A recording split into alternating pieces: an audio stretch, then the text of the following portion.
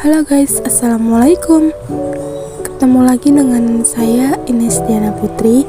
Nah, kali ini kita akan belajar tentang sumber dana perusahaan. Yuk, simak videonya. Modal dana dalam perusahaan merupakan salah satu unsur penting dalam operasional suatu usaha. Tanpa adanya modal dana tersebut, perusahaan tidak akan dapat menjalankan visi dan misinya. Selanjutnya, pengertian dana perusahaan. Dana dianggap sebagai kas, artinya dana langsung dapat menjadi uang tunai saat dibutuhkan. Dana dianggap sebagai uang yang disimpan di dalam bank dalam bentuk giro atau demand deposit atau tabungan saving deposit. Dana dianggap sebagai modal kerja, merupakan dana yang digunakan untuk membiayai kegiatan operasional perusahaan, terutama untuk jangka waktu pendek. Nah, apa sih tujuan dan fungsi modal dana perusahaan? Yuk, simak videonya lagi. Tujuan 1. Memenuhi kehidupan likuiditas perusahaan agar perusahaan memiliki kemampuan untuk memenuhi kewajiban pada waktunya.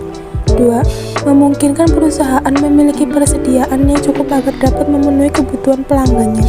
3. Memungkinkan perusahaan memperoleh tambahan dana dari para kreditur apabila risiko keuangannya memenuhi syarat.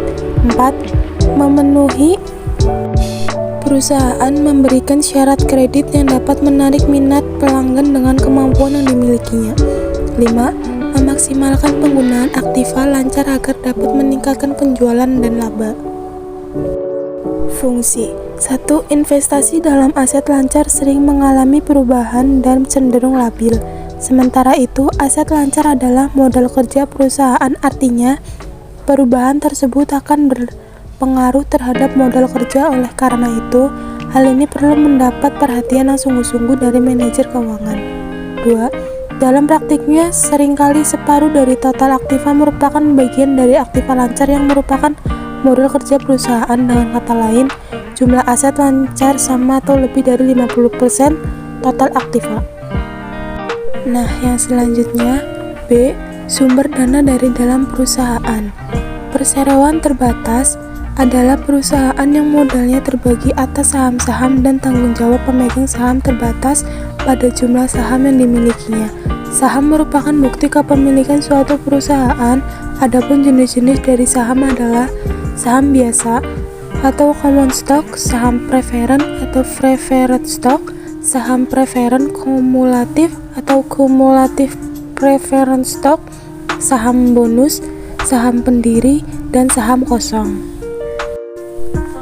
Persekutuan partnership, suatu penggabungan antara dua orang atau lebih untuk bersama-sama memiliki dan menjalankan suatu perusahaan guna mendapatkan keuntungan jawab terhadap kewajiban tidak terbatas atau unlimited liability, ownership of an interest in a partnership, dan participating in partnership profit.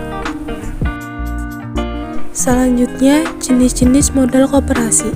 Modal koperasi secara umum terdiri dari modal anggota, modal sumbangan, modal penyertaan, dan cadangan.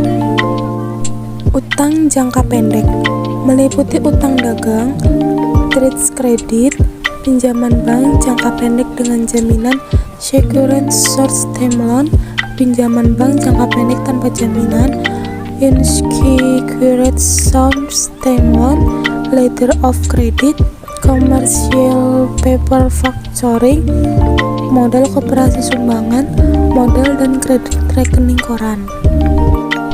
Nah, utang jangka menengah. Utang jangka menengah intermediate term debt meliputi term loan, leasing, kredit usaha perbankan, kredit bank perkreditan syarat atau BPR, perum pegadaian, koperasi simpan pinjam, pinjaman BUMN, dan pinjaman kementerian. Nah, yang terakhir, utang jangka panjang. Utang jangka panjang atau long term debt meliputi pinjaman obligasi atau bonds payable dan pinjaman hipotek mortgage. Oke guys, untuk pembelajaran hari ini cukup ini saja ya. Jangan lupa tonton dan simak videonya.